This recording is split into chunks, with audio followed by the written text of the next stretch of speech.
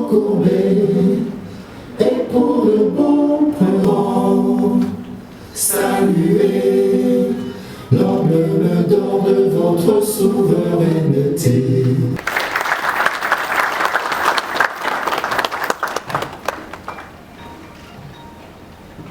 Sans faille, d'une vision forte, en l'occurrence celle du président de la République démocratique du Congo, le chef de l'État, son Excellence Félix, de bonne gouvernance, de croissance économique et de progrès social. C'est dans la continuité de cette vision, 12 ans, ADEX œuvre pour la création de synergies entre les secteurs publics et privés et le renforcement des politiques publiques. La directrice générale de One Africa Forum, Madame.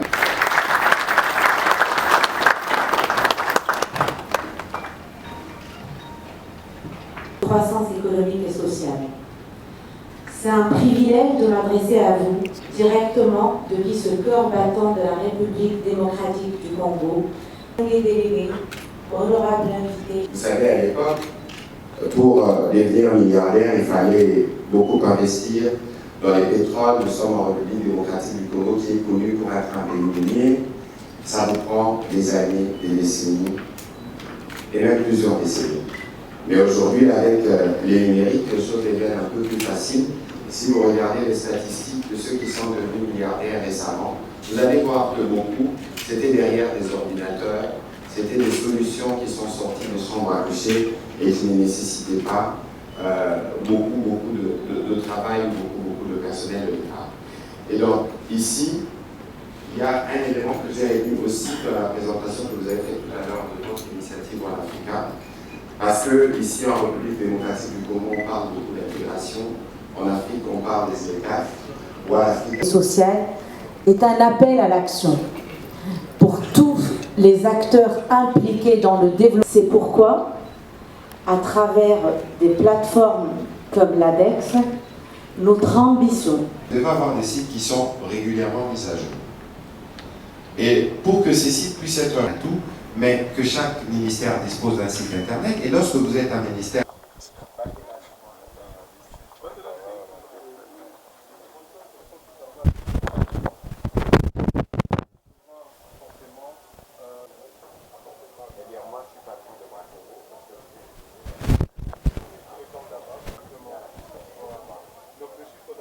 pour la République démocratique du Congo d'accueillir de nouveau ces forums qui permet aux experts africains de réfléchir justement sur la problématique liée à toutes les questions du digital.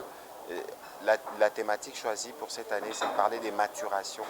C'est dire que nous avons fait beaucoup de pas dans les secteurs, mais il y a encore des efforts à faire pour arriver à les consolider. Et donc, c'était un particulier honneur pour moi de participer justement au lancement de ces travaux, de dire ces mots et de suivre ce qui a été dit dans la salle. J'espère que les différents panélistes qui ont voyagé dans le monde pourront bénéficier des échanges qui auront lieu ici. J'ai aussi été impressionné par la qualité des exposants. C'est dire qu'aujourd'hui, l'Afrique n'a rien à envier à l'Occident parce qu'au niveau de l'Afrique, les Africains trouvent des solutions pour nos problématiques liées surtout à ces secteurs du numérique. C'est bon? Merci. Dernière question. Selon vous, quel est l'impact que ce genre de forum peut avoir sur notre... Écoutez, d'abord, il y a un double impact. Le premier impact, c'est que nous recevons du monde. Nous avons échangé autour des enjeux liés à la digitalisation de nos États respectifs, dans la sous-région et un peu partout en Afrique.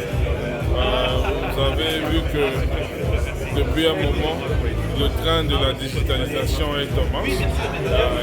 L'Afrique, on dit toujours que l'Afrique avait raté la révolution industrielle, mais l'Afrique ne va pas rater la révolution numérique. Et c'est pour cela que les stratégies nationales de digitalisation, les stratégies nationales du numérique ont été mises en place dans les États. Et il nous appartient de travailler ensemble, main dans la main, pour partager les expériences afin qu'on puisse optimiser la mise en œuvre dans nos États respectifs. Il s'agit de la coopération Sud-Sud. Cette coopération Sud-Sud, elle n'est pas que verbale. Vous avez vu qu'on a discuté avec des acteurs de plusieurs pays d'Afrique.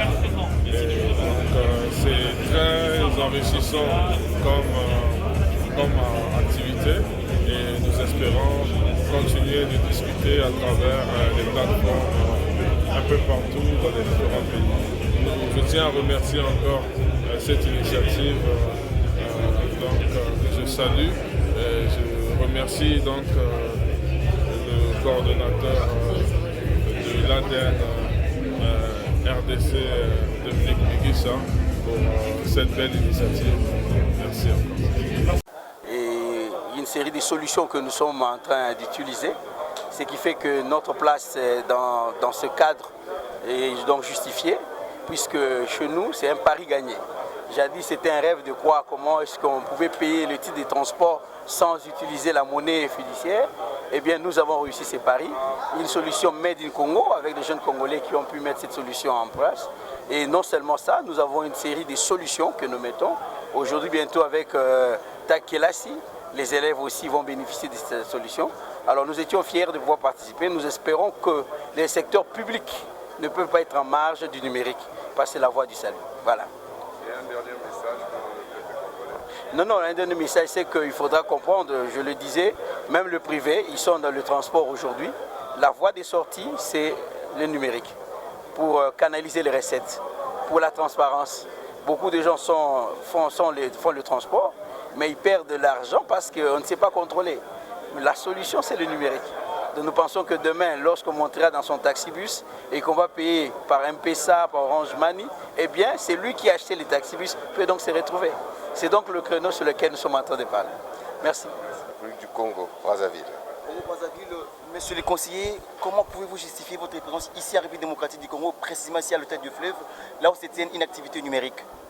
Alors, nous avons été invités par One Africa à cette belle rencontre à ville. Et déjà, le fait d'être invité nous honore. Ensuite, nous avons été extrêmement intéressés par le sujet. Aujourd'hui, le monde dans lequel nous vivons est complètement dirigé par le numérique. C'est un outil, il est vrai. Donc c'est un outil que nous devons maîtriser, apprivoiser et nous permettre intelligemment de développer tout ce qui nous permettrait d'améliorer notre environnement.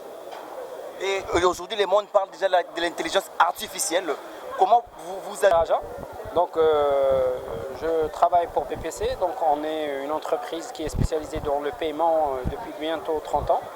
Nous couvrons toute la chaîne de valeur qui est liée au paiement, donc de l'émission de cartes, de l'acquisition, du switching, du digital payment. Nous accompagnons beaucoup les banques dans la région, les institutions gouvernementales, dans la digitalisation des paiements sur les processus e-gov. D'ailleurs, nous accompagnons la Banque centrale ici au Congo pour la plateforme de Switch nationale, qui a 3 rôles aujourd'hui dans le pays. Donc, d'abord, l'interopérabilité de paiement entre les différentes banques connectées, le processing où elle sert d'infrastructure de paiement pour les banques, les fintech et je dirais les microfinances, donc qui ne disposent pas de plateforme de paiement, et elle joue le rôle également de skill national. Donc on est très heureux aujourd'hui d'assister à cet événement, l'ADEX, où nous avons pu rencontrer un certain nombre de partenaires, de clients, d'acteurs de politique publique ici en RDC.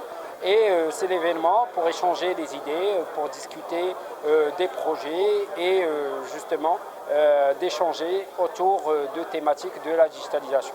Je m'appelle Sarah Knes, je travaille dans la société XPI et on est là pour présenter nos services et notre solution dans ce congrès. Quelle est votre expression déjà par rapport à cette grande réalisation de ces forums sur le numérique?